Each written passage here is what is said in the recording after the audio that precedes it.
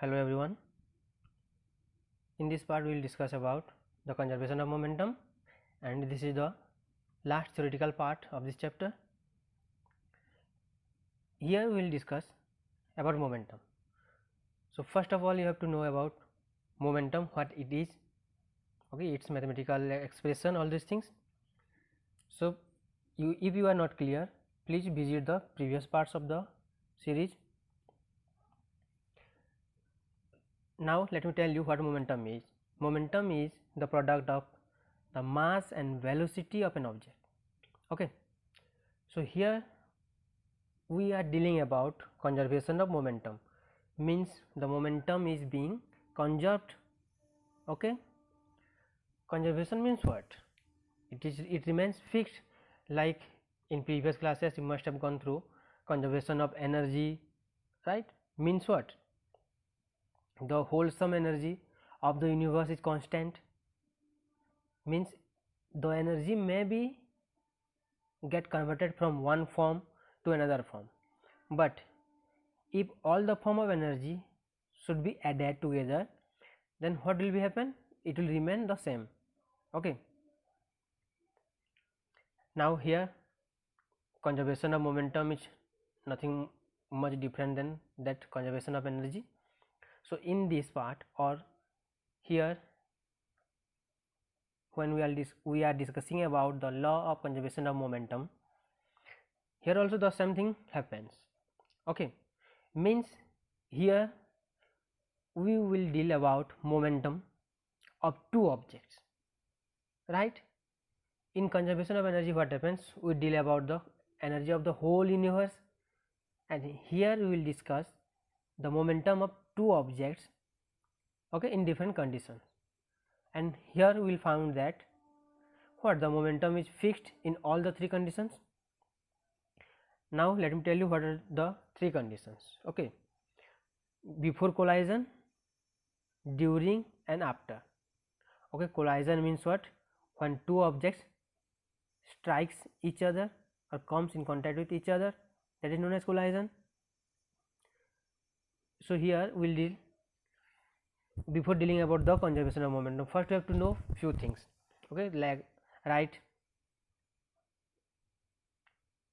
that is what the law states, that the sum of momenta of two objects before the collision and after collision remains the same. Okay, I told you earlier the statement is not much more different.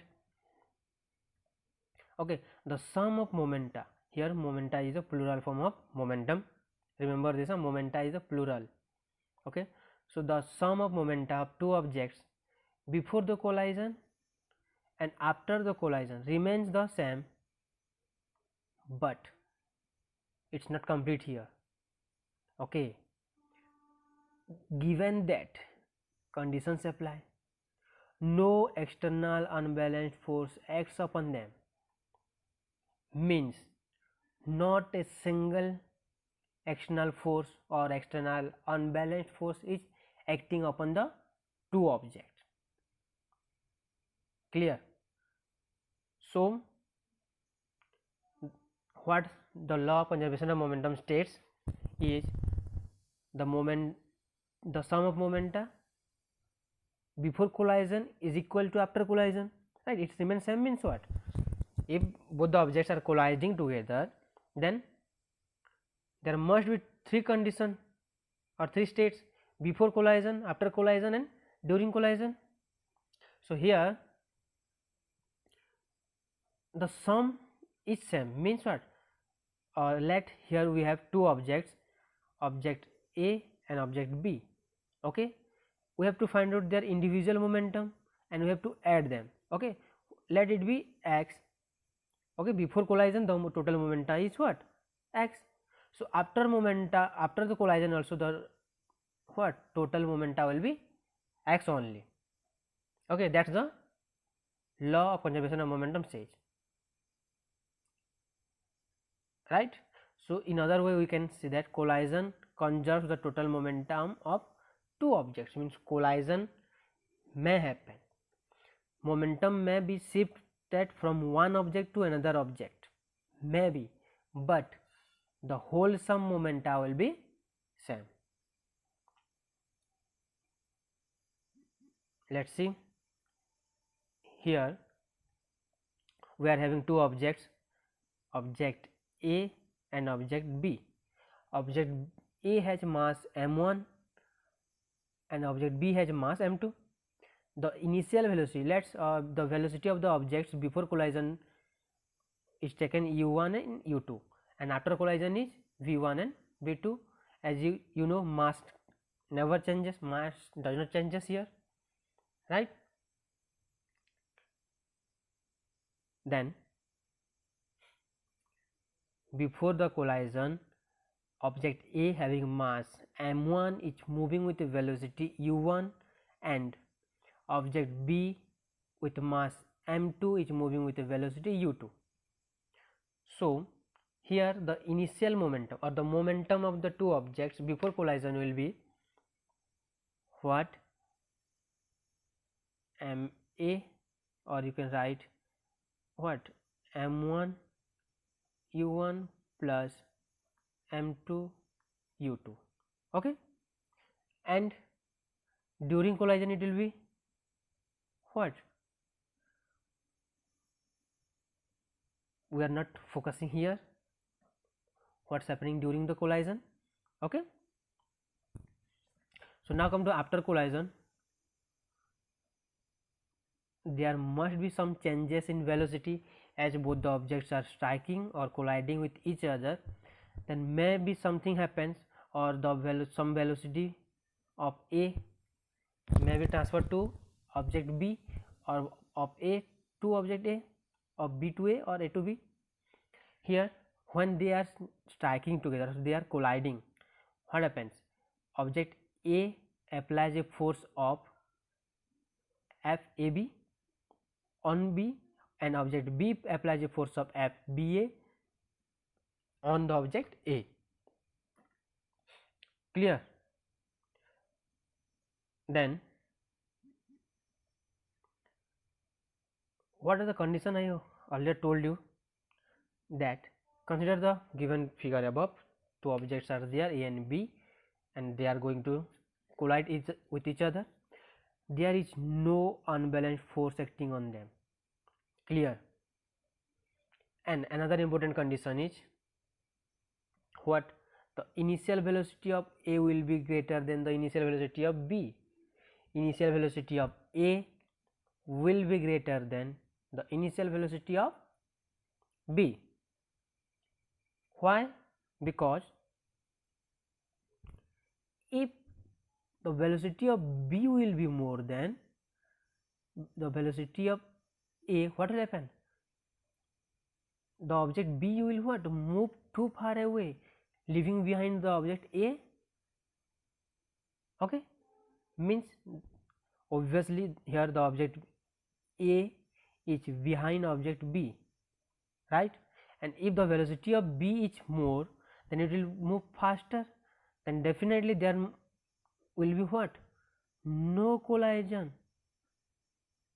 Yes, if object A is what, moving slower than object B, there will be no collision. Then how can we consider, how can we get the data, right?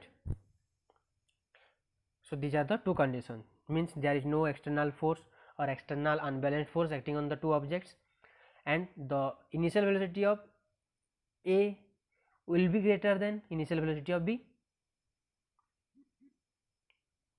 Now come to this point, the momentum of the ball before collision. Here what, mass of A is taken as what, ma, and velocity is taken as ua and va. Same way mb, ub and vb, okay. Mass of A, mass of B, initial velocity of A, initial velocity of B, final velocity of A and final velocity of B. Clear everyone? Remember this thing, huh? Now the things comes that the momentum of ball A before collision is MAUA, after collision will be MAVA, and that of the ball B before collision is MBUB, and after collision will be MBVB. Okay, here is some mistake, right? Please rectify it. It is what? MBVB. Clear? Now, how both of them will be same? Let's see. According to the third law of motion, look here. Look at these two forces. Okay, look at these two forces, FBA and FAB. Okay, so here the two objects are experiencing some force on each other. So according to Newton's third law of motion, what? Every action has equal and opposite reaction. Now we can say that FAB, that is what? Force applied by object A on the object B is equal to what? FBA means force applied by object B on the object A are equal in magnitude. You can write it as negative, right? If this side is positive, then differently its opposite will be negative. That's why you can write this. Okay, so here we can write FBA, or let's take it FAB is equal to FBA, and here will be a minus sign. Okay, remember this point. Now, so here is the point, negative sign shows opposite force. So what is the force? Force is the product of what? According to Newton's second law, MA, and A is nothing but what? M into V minus U by T, right? So we can put it right like this: mass MA into VA minus UA by T is equal to negative of MB into VB minus UV by T. So this will be T will cancel each other. Here T is subtracted on both sides of the equation, so we can cancel it. Now it will be what? Let's open the bracket again. MAVA minus MAUA is equal to minus MBVB plus, here minus into minus will be plus, this one plus MBUB. Okay, now transposing each other, or taking the momentum of final velocity and initial velocity into one side, what we will get? MAUA plus MBUB is equal to MAVA plus MBVB. Means what? This is the momentum before collision, right? And this is momentum after collision. So here we got it. Hence we can say that mathematically, now we can say that the momentum before collision is equal to momentum after collision. Clear? Very good. Now here I would like to share some points about conservation laws. Okay, means all the conservation laws. Just remember these points, it will be useful to you in many other concepts.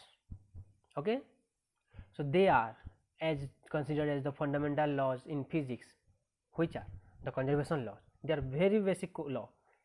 They are based on observation and experiment.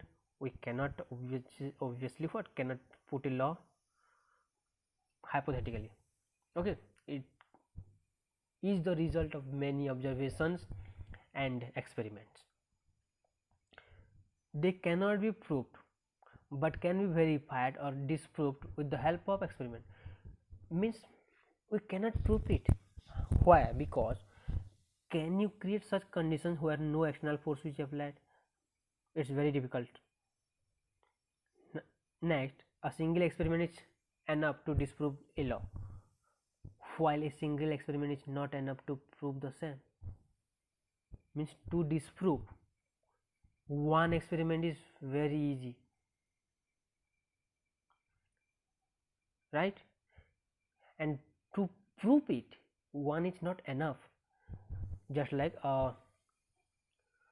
one stroke means one bad incident can ruin out a relationship, okay, but one good incident cannot make a good relationship, right? Just like that, it requires a large number of experiments to prove the law. Definitely, the law of conservation of momentum was formulated 300 years ago. Conservation of momentum is proved, okay, or formulated 300 years ago. So till now there is no experiment to disprove it. There is no single situation present until now that disproves this law. Means till now there is not a single what situation or any condition that can disprove the conservation laws. Any conservation law, okay. Other laws of conservation are, here I was telling, right? Law of conservation of energy, that's very easy for you all. Law of conservation of angular momentum, law of conservation of charge, means charge also can neither be created nor be destroyed, okay. So here the chapter comes to an end, and I hope you people enjoyed watching the video and got the clear idea about it.